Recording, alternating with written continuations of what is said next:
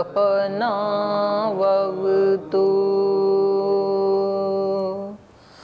सहनौ भुनक्तु सह वीर्यं करवावहै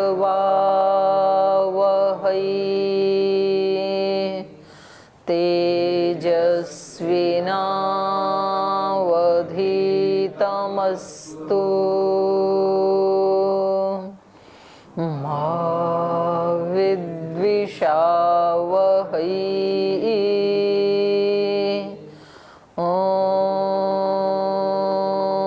शांति शांति शांति। न्याय दर्शन के द्वितीय अध्याय का द्वितीय अनिक हम पढ़ रहे हैं और यहाँ आह्निक का प्रारंभ हुआ पूर्व पक्षी के आक्षेप से। जो प्रमाण का उद्देश्य प्रथम पाद में किया, 4 प्रमाण होते हैं सूत्रकार ने, तो इनका आक्षेप था कि प्रमाण 4 नहीं होते, 8 होते हैं। 4 प्रमाण और भी इन्होंने इसमें जोड़े, ऐतिह्य, अर्थापत्ति, संभव, अभाव। तो इन्होंने कहा कि ठीक है, ये प्रमाण तो है लेकिन प्रमाणांतर नहीं है। तो उस पर पुनः इनका आक्षेप था कि अर्थापत्ति प्रमाण नहीं है, उसका निराकरण किया, अर्थापत्ति भी प्रमाण है। अब अगला आक्षेप है अभाव प्रमाण नहीं हो सकता है, क्योंकि जो है ही अभाव तो उसका क्या प्रमाण होगा। तो ये चल रहा है। तो यहाँ पर सिद्धांति का कहना यह है कि अभाव से तो हम बहुत सारी वस्तुओं को जानते हैं और जिसका कोई प्रमेय होता है वो तो प्रमाण होता ही है। तो असंख्य चीजें ऐसी हैं जिसको हम अभाव से जानते हैं। तो यहाँ एक उदाहरण इन्होंने लिया कि जैसे हम दुकान में जाते हैं, कुछ कपड़े वहां पर लक्षण वाले हैं, लक्षण मतलब उन पे कुछ लक्षण किए, लक्षित किया उन कपड़ों को, उन पे डॉट डॉट कुछ लगाया है, और कुछ तो अलक्षण वाले हैं। और हमें क्या चाहिए थे? बिना लक्षण वाले। तो हम वहां जाते हैं, हम देखते हैं कुछ लक्षण वाले हैं, कुछ में लक्षण का अभाव है। तो उस अभाव के कारण जो हमें चाहिए था वो कपड़े हम ले आते हैं। तो अब उसके ऊपर इनका 9 सूत्र में ये कहना था, असत्यर्थे न भावयति चेत न अन्य लक्षणोपपत्ते है। वो कह रहे हैं असत्यर्थे न अभाव। पूर्व पक्षी का कहना है कि अभाव तो उसको कहते हैं जो एक बार होकर के और फिर उसका नाश हो जाए, तब हम कहें कि इस वस्त्र में लक्षण का अभाव हो गया। जो श्वेत वस्त्र की या प्लेन वस्त्र की आप बात कर रहे हैं उसमें तो पहले से ही लक्षण नहीं था, तो अभाव कैसे कह सकते हैं। इन्होंने क्या कहा, कुछ वस्त्रों में लक्षण का अभाव था, उस अभाव को देख करके हम वो वस्त्र ले आए। बोले अभाव क्या, उसमें तो था ही नहीं लक्षण कभी भी। असति अर्थे, अर्थ के न होने पर न अभाव, अभाव नहीं हो सकता है, अर्थ कभी था ही नहीं उनमें। इति चेत, ऐसा यदि पूर्व पक्षी कहे तो न अन्य लक्षणोपपत्ते, अन्य वस्त्रों में तो लक्षण की उपपत्ति हो रही है ना, तो दूसरे जो वस्त्र हैं उनमें लक्षण की प्राप्ति हो रही है। कुछ दूसरे वस्त्र हैं जिनमें लक्षण की प्राप्ति नहीं हो रही, वहां पर अभाव है। तो इसलिए अभाव के कारण हम उसको पहचान लेते हैं। तो पहले पूर्व पक्षी की तरफ से कह रहे हैं, यत्र भूत्वा किंचित न भवति तत्र तस्य अभाव उपपद्यते। जहां कहीं कोई वस्तु होकर के और फिर नहीं रहती है, भूत्वा न भवति तत्र तस्य अभाव उपपद्यते, वहां उस वस्तु का अभाव उपपन्न होता है। न च अलक्षितेषु वासस्सु लक्षणानि भूत्वा न भवन्ति। अलक्षितेषु वासस्सु, जो अलक्षण वाले कपड़े हैं अर्थात जो प्लेन कपड़े हैं, उनमें लक्षणानि न भूत्वा न भवन्ति, ऐसा नहीं है कि वो होकर के फिर नहीं रहते हैं, बल्कि होते ही नहीं है लक्षण, तो वहां पर आप उसको अभाव नहीं कह सकते हैं। तस्मात् तेषु लक्षणाभावो अनुपपन्न इति, इसलिए उन श्वेत प्लेन कपड़ों में लक्षण का अभाव उपपन्न नहीं हो पाएगा, अनुपपन्न होगा अभाव। तो अब उसका उत्तर दे रहे हैं अगली पंक्ति में, न अन्य लक्षणों पपत्ते है न, ये वार्तिक है। न अन्य लक्षणोपपत्ति मतलब यथा अयम अन्येषु वासस्सु लक्षणानाम उपपत्तिम पश्यति नैवम अलक्षितेषु। कह रहे नहीं, हम ये नहीं कह रहे हैं कि इस वस्त्र में लक्षण का होकर के और फिर अभाव हो गया, ऐसा हम नहीं कह रहे हैं। हमारा कहना क्या है, यथा अयम अन्येषु वासस्सु लक्षणानाम उपपत्तिम पश्यति, जैसे ये ब्रह्मचारी सन्यासी जो खरीदने गया था वो व्यक्ति, यथा अयम जैसे ये व्यक्ति, अन्येषु वासस्सु अन्य कपड़ों में लक्षणानाम उपपत्तिम पश्यति लक्षणों की उपपत्ति को देखता है, न एवं अलक्षितेषु अनुपपत्तिम पश्यति, वैसे प्लेन कपड़ों में लक्षण की उपपत्ति को नहीं देखता है। सो अयम लक्षणाभावम, उसको हम लक्षण का अभाव कह रहे हैं। तो यह व्यक्ति लक्षणाभावम पश्यन, उस लक्षण के अभाव को देखता हुआ, न भावेन अर्थ प्रतिपद्यते इति, माने अभावेन उस अभाव के कारण अपने जो उपादेय पदार्थ है उसको जान लेता है और ले आता है। तो अभाव ही तो हुआ वहां पर। तो पूर्व पक्षी कह रहे हैं तत्सिद्धे अलक्षितेष्व हेतुः। बोले नहीं, ऐसे नहीं होता है। तत्सिद्धे, तत् मतलब वो जो लक्षण वाले वस्त्र हैं वहां पर एक बार जब लक्षण की सिद्धि हो गई, तत्सिद्धे अलक्षितेषु अभावः अहेतु, और फिर आप अलक्षण वालों में उसका अभाव बता रहे हैं, ये हेतु उचित नहीं है। किसी चीज की एक जगह यदि सिद्धि हो गई तो उसका अभाव नहीं कह सकते फिर वो सिद्ध ही है। ऐसा नहीं है कि भाई ये महात्मा यहाँ तो सिद्ध हो गए थे हरिद्वार में तो, और वहां जाके असिद्ध हो गए किसी दूसरी जगह में, ऐसे थोड़ी होता है। एक बार जो सिद्ध हुआ सो हुआ। तो कह रहे हैं रंगीन कपड़ों में, लक्षण वाले कपड़ों में यदि एक बार लक्षण की सिद्धि हो गई, तत्सिद्धे है, एक बार सिद्धि होने से, अलक्षितेषु अहेतु, फिर आप क्या कह रहे हैं, अलक्षण वालों में उसका अभाव हो गया, तो ये आपका हेतु देना, ये आपका कथन उचित नहीं है, ये हेतु ठीक नहीं है। तेषु वासस्सु लक्षितेषु सिद्धिर्विद्यमानता येषां भवति न तेषां अभावो लक्षणानाम। तेषु लक्षितेषु वासस्सु, वो जो लक्षण वाले छीट वाले जो कपड़े हैं उनमें, सिद्धिर्विद्यमानता येषां भवति, जिनकी विद्यमानता की सिद्धि होती है, जिन लक्षणों के विद्यमानता की सिद्धि होती है, न तेषाम अभाव, उनका अभाव नहीं हो सकता है, लक्षणानाम, लक्षण में कभी भी उनका अभाव नहीं होगा ना उन कपड़ों में। यानी च लक्षितेषु विद्यन्ते लक्षणानि तेषाम अलक्षितेषु अभाव इति अहेतु। और बोले जो लक्षण वाले कपड़ों में लक्षण सहित मिलते हैं, विद्यमान हैं, जो छींट आदि, तेषाम उनका अलक्षितेषु अभाव इति अहेतु, अलक्षण वालों में श्वेत वस्त्रों में उसका अभाव है, ये कथन अहेतु है। माने कहीं एक ही चीज में देखा जाएगा भाव या अभाव। भाव देखा लक्षण वाले कपड़ों में, अभाव देख रहे हो श्वेत कपड़ों में, ऐसे नहीं होता है। जहां किसी चीज का भाव था फिर वो होके ना रहे, उसको अभाव कहते हैं। तो ये आपका हेतु उचित नहीं है कि वहां हमने लक्षण का भाव देखा और दूसरे कपड़ों में अभाव देखा, उससे हमने उनको पहचान लिया, ये कथन ठीक नहीं है।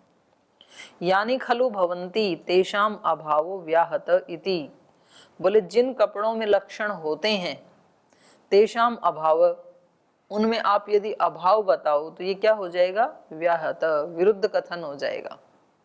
या तो कपड़े में लक्षण है या तो लक्षण नहीं है, तो दोनों में से एक ही तो हो सकता है। तो जिसमें लक्षण था ही नहीं उसमें अभाव क्या होगा, और जिसमें लक्षण है उसमें अभाव कैसे हो सकता है। तो अभाव की सिद्धि नहीं हो सकती है ना कहीं भी। तो ये इनका कथन था पूर्व पक्षी का, उसका उत्तर दे रहे हैं।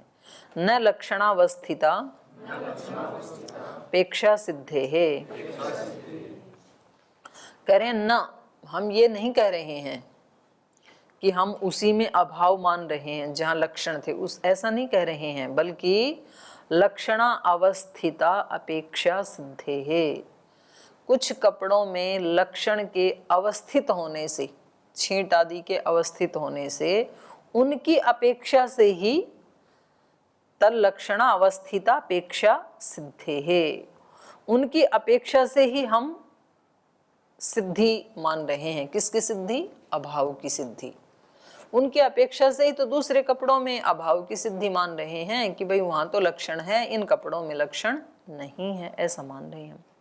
न ब्रूम यानी लक्षणानि भवन्ति तेषाम अभाव इति।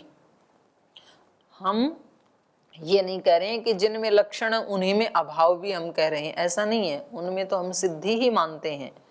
किंतु केषुचित लक्षणानि अवस्थितानि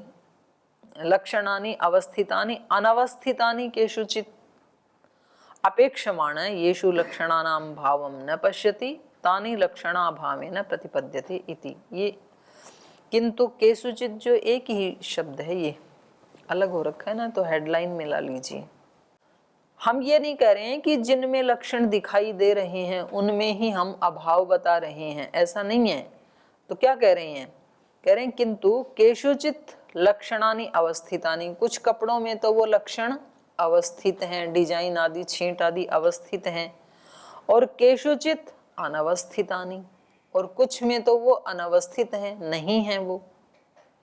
तो इसलिए वो जिसमें हैं उनमें अपेक्षमाण, ये जो वस्त्र खरीदने वाला व्यक्ति है, अपेक्षमाण है मतलब बिना डिजाइन वाला वस्त्र चाहने वाला, श्वेत वस्त्र खरीदने वाला ये व्यक्ति अपेक्षमाण येषु लक्षणानां भावम न पश्यति, जिन वस्त्रों में लक्षणों के भाव को नहीं देखता है, अर्थात अभाव को देखता है, तानि लक्षणा अभावेन प्रतिपद्यते इति, उन वस्त्रों को लक्षण के अभाव के कारण ये पहचान लेता है और खरीद लाता है।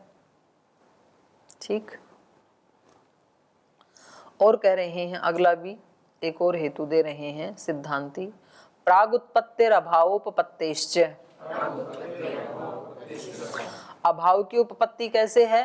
बोले चलो आप इसमें ना भी मानो तो एक और उदाहरण आपको देते हैं। प्राग उत्पत्ति है, जब तक कोई वस्तु उत्पन्न नहीं हुई है, प्राग उत्पत्ति, उत्पत्ति से पहले, अभाव उपपत्ति, उस वस्तु का क्या है?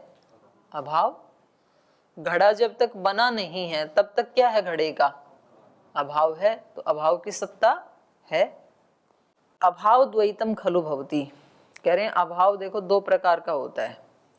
प्राक्च उत्पत्ते अविद्यमानता, उत्पन्नस्य च आत्मनो हानात् अविद्यमानता, तो दो प्रकार का अभाव है। एक तो प्राक उत्पत्ति, उत्पत्ति से पहले हर चीज क्या है? अभावात्मक है, उसकी अविद्यमानता है। तो उत्पत्ति से पहले जिसकी अविद्यमानता है वो तो यहाँ पर श्वेत वस्त्र है, माने उस पर डिजाइन की उत्पत्ति ही नहीं हुई, तो ये कैसा अभाव है? प्राक अभाव। और दूसरा है उत्पन्नस्य च आत्मनो हानात्, उत्पन्न होने के बाद जो अपने स्वरूप को छोड़ देते हैं, जिनका स्वरूप नष्ट हो जाता है, तो वो अविद्यमानता। वो जो अविद्यमानता है उसको कहते हैं प्रध्वंस अभाव, प्रध्वंसा अभाव। वैसे तो चार प्रकार का होता है, यहाँ इन्होंने दो ही प्रकार का माना भाष्यकार ने। तो एक जो होता है वो प्राक अभाव, दूसरा प्रध्वंस या नाश जब हो जाता है तो वो अभाव। तत्र अलक्षितेषु वासस्सु प्रागुत्पत्ते अविद्यमानता लक्षणों लक्षणानाम अभावो न इतर इति। तो इन दोनों प्रकार के अभावों में से कहीं एक प्रकार का अभाव होता है, कहीं दूसरी प्रकार का अभाव होता है। भिन्न भिन्न वस्तुओं में अलग अलग प्रभाव, अलग अलग प्रकार का अभाव दिखाई देता है।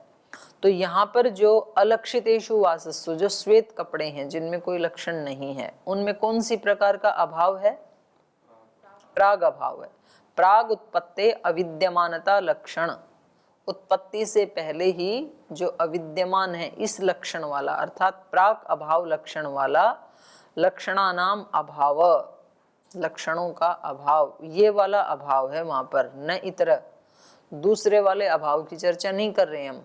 प्रध्वंसा भाव की चर्चा नहीं कर रहे हैं, प्राक भाव की चर्चा कर रहे हैं। इति 12 सूत्रैः प्रमाण चतुष्ट परीक्षणम। तो यहाँ तक ये 12 सूत्र हैं, इनमें जो 4 प्रकार के प्रमाण हैं उनकी परीक्षा हो गई। तो परिणाम क्या निकला परीक्षा का? मुख्य प्रमाण तो 4 ही हैं और बाकी के जो 4 प्रमाण हैं ऐतिह्य, अर्थापत्ति, संभव, अभाव, ये उन्हीं के अंतर्गत आ जाते हैं। ऐतिह्य शब्द प्रमाण के अंतर्गत आ जाता है और बाकी के 3 अनुमान प्रमाण के अंतर्गत आ जाते हैं। तो अलग से इनका प्रमाणांतर कहने की आवश्यकता नहीं है। तो ये हो गया। अब एक शब्द प्रमाण की यद्यपि पहले परीक्षा हो चुकी है, लेकिन क्योंकि शब्द प्रमाण का जो क्षेत्र है वो बहुत विशाल है, तो इसके ऊपर थोड़ी चर्चा और करना चाह रहे हैं भाष्यकार, तो दोबारा उठा रहे हैं उसको। कह रहे हैं कि देखो, आप्तोपदेश शब्द, शब्द प्रमाण हम किसको कहते हैं? आप्तों के उपदेश को हम शब्द प्रमाण कहते हैं। इति प्रमाण भावे विशेषणम ब्रुवता नाना प्रकार शब्द इति ज्ञाप्यते। तो ये जो हम पीछे भी इसके बारे में परीक्षा करके आए हैं शब्द प्रमाण की, तो आप्तोपदेश शब्द इति प्रमाण भावे, इसका प्रमाण होने से विशेषणम ब्रुवता, इसका विशेषण कहते हुए, शब्द का विशेषण, शब्द का विशेषण क्या है? आप्तोपदेश। कौन से शब्द को प्रमाण माना हमने? आप्तों के उपदेश को। तो ये विशेषण हो गया ना। पहले भी तो बताया था ना कि शब्द मात्र को हम प्रमाण नहीं मानते हैं, केवल मात्र आप्तों के वचनों को ही, शब्दों को ही हम प्रमाण मानते हैं। तो कह रहे हैं विशेषणम ब्रुवता, आप्तोपदेश, इस विशेषण को कहते हुए नाना प्रकार है शब्द, अनेक प्रकार के शब्द होते हैं। इति ज्ञाप्यते, ये बताया गया पीछे। कौन से शब्द होते हैं अनेक प्रकार के? बताओ जरा, आपको कितना याद है? आप्तोपदेश में तो वैदिक सारे शब्दों को लिया था, वेद के कथन को लिया था, आयुर्वेद के कथन को लिया था, ब्राह्मण ग्रंथों के, उसको विशेष शब्द कहा था ना। और दूसरे जो हैं वो सामान्य शब्द हैं। आया था ना पीछे, निकालो, भूला मत करो। कहाँ आया था बताओ? ये देखो यहाँ आया है।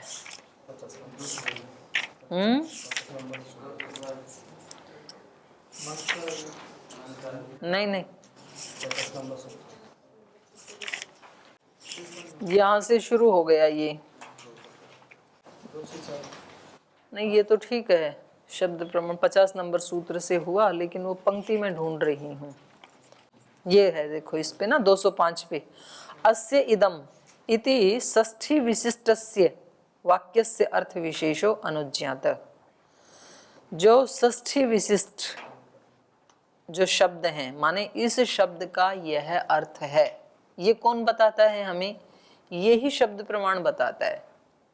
माने जहां पर ऋषियों ने हमें ये बता दिया कि इस शब्द का 205 पे भाष्य की अंतिम पंक्ति है, जहां पर अस्य इदम इति षष्ठी विशिष्टस्य वाक्यस्य अर्थ, उसको तो हमने विशेष अनुज्ञात, उसको तो हमने विशेष शब्द माना है, और उससे अतिरिक्त को हमने सामान्य शब्द माना है। तो 2 प्रकार के शब्द हो गए ना, एक आर्ष शब्द, आप्तोपदेश शब्द, और दूसरे उससे अतिरिक्त, माने हम सब जो प्रयोग करते हैं तो वो प्रमाण नहीं है।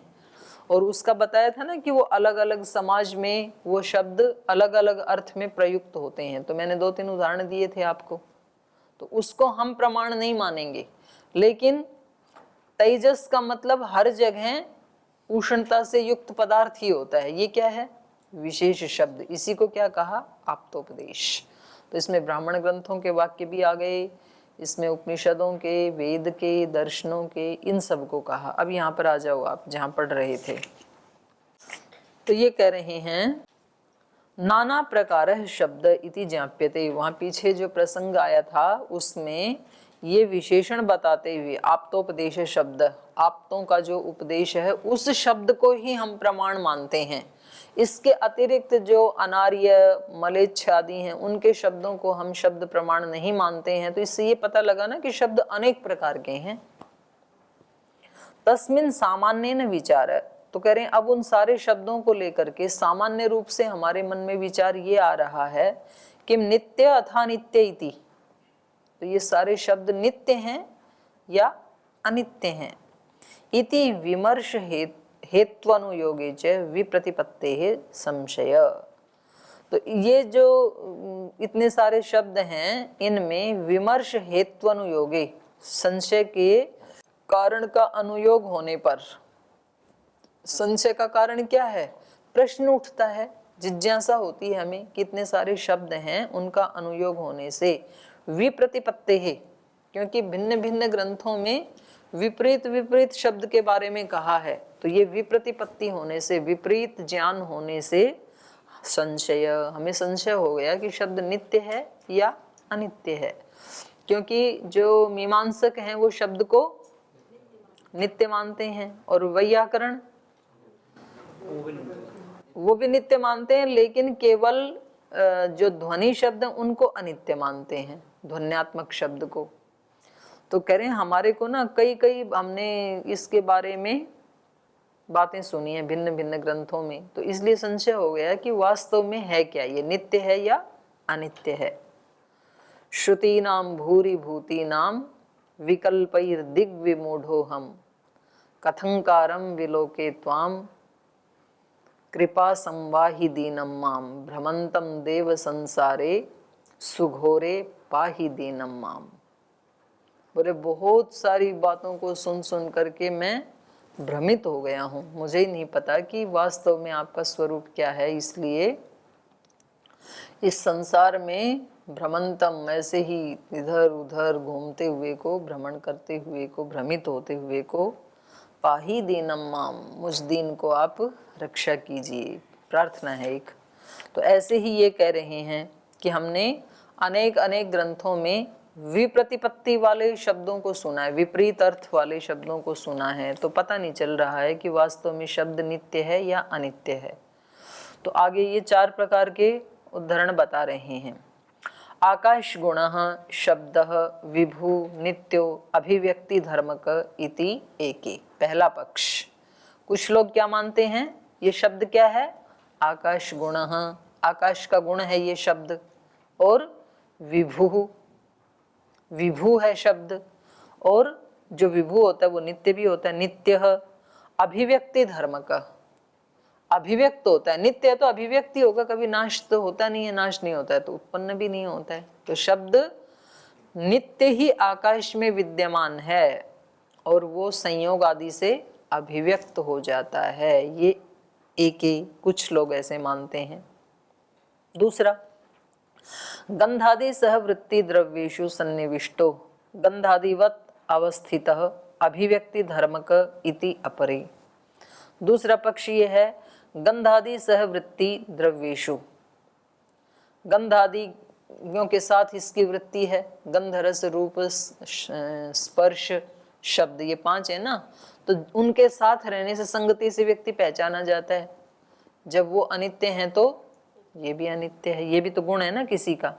तो कह रहे हैं शब्द से अतिरिक्त जो 4 हैं, गंध स्पर्श रूप और रस, उनके साथ सन्निविष्ट, उनके साथ ही रहता है ये, उनके साथ सन्निविष्ट होने से गंधादिवत अवस्थित है, गंधादि की तरह से ये भी रहता है आकाश में, जैसे वो अपने अपने गुणी में रहते हैं, ऐसे ही गंधादिवत अवस्थित अभिव्यक्ति धर्म का, अभिव्यक्ति धर्म वाला है, इति अपर है, ये दूसरा पक्ष है।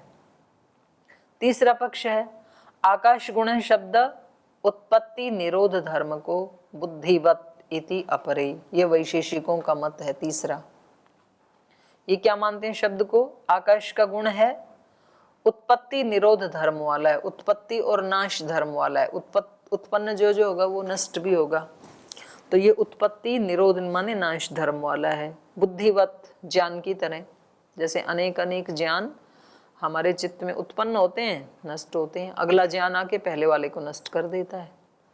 तो ये तीसरा मत है, ये अनित्य मानते हैं शब्द को। चौथे क्या मानते हैं, महाभूत संक्षोभजः शब्द अनाश्रित उत्पत्ति धर्म को निरोध धर्मक इति अन्ये। कुछ ऐसा मानते हैं महाभूत संक्षोभज, महाभूतों के संक्षोभ से उत्पन्न होता है ये शब्द। और अनाश्रित, इसका कोई आश्रय नहीं है। उत्पत्ति धर्म का, उत्पत्ति धर्म वाला है, निरोध धर्म का और नाश होने के, नष्ट होने के धर्म वाला है। इति अन्य, ये बौद्धों का मत है। हर चीज को क्षणिक ही मानते हैं ना वो, तो उत्पन्न होता है, नष्ट होता है। अतः संशयः किमत्र तत्त्वमिति, तो ये चार चार प्रकार के वाक्य सुन करके संशय हो गया कि तत्व क्या है इसमें। तो उत्तर दे रहे हैं अनित्य शब्द इति उत्तरम। हमारा उत्तर ये है कि शब्द अनित्य है। कथम, अनित्य कैसे है, तो उसका हेतु दे रहे हैं। आदिमत्वात्, ऐन्द्रियकत्वात्, कृतकवत् उपचाराच्च। कह रहे हैं आदिमत्वात्, ये आदि वाला है। आदि मतलब कारण, कारण वाला है। शब्द संयोग से उत्पन्न होता है ना, विभाग से संयोग, और वो तो शब्द संतान हो गया। तो मुख्य इसके स्रोत दो ही हुए, कारण दो हुए। ठीक है, तो एक भी है तो भी क्या हो गया, ये आदिमत्वात्, कारण वाला है। तो जो कारण वाला है वो तो नित्य ही होता है ना हमेशा, क्योंकि जिसका कारण है वो कार्य होगा, और कार्य हमेशा अनित्य होता है। तो आदिमत्वात् एक विशेषण। ऐन्द्रियकत्वात्, इंद्रिय से ये जाना जाता है, कर्ण इंद्रिय से। तो जो जो इंद्रिय से जाना जाता है वो भी अनित्य होता है, क्योंकि इंद्रियां खुद ही अनित्य हैं और इंद्रियों के विषय भी अनित्य हैं। कृतकवत् उपचाराच्च, और तीसरा विशेषण क्या है, कृतकवत् उपचार होने से। कृतकवत् माने किया गया, कुछ उत्पन्न हुआ है। जैसे घट आदि क्या है, कृतक, वस्त्र, घट, पट आदि। तो ऐसा ही कृतकवत् माने कार्य के समान होने से। तो कार्य हमेशा अनित्य होता है। तो तीन हेतु दिए, आदिमत्वात्, ऐन्द्रियकत्वात्, कृतकवत् उपचाराच्च। ये तीन विशेषण होने से क्या पता लगा, शब्द अनित्य है। आदिर योनि, आदि का मतलब है योनि, योनि मतलब कारणम। आदीयते अस्मात् इति, उत्पन्न होता है जिससे, उसको क्या कहते हैं, आदि माने कारण। कारण से ही कार्य की उत्पत्ति होती है। तो ऐसे ही शब्द क्या है, आदि वाला। कारणवत् अनित्यम दृष्टम, और जो जो कारण वाला होता है, अर्थात जो जो कार्य रूप होता है वो अनित्यम दृष्टम, अनित्य दिखा जाता है। संयोग विभागजश्च शब्द, शब्द का कारण क्या है, संयोग और विभाग। संयोग से उत्पन्न होता है और विभाग से। जैसे मैंने दोनों हाथों को मिलाया तो ये संयोग से शब्द उत्पन्न हुआ ना, और किसी पेपर को फाड़ो आप ऐसे, तो शब्द उत्पन्न होता है ना, विभाग हो रहा है ना उसका। तो संयोग और विभाग से, संयोग विभाग जश्च, संयोग और विभाग से उत्पन्न होने वाला शब्द, शब्द होता है कारणवत्वात् अनित्य इति। इसलिए कारण वाला होने से ये शब्द अनित्य है। जो जो कारण वाला होता है वो कार्य है, और कार्य हमेशा अनित्य होता है।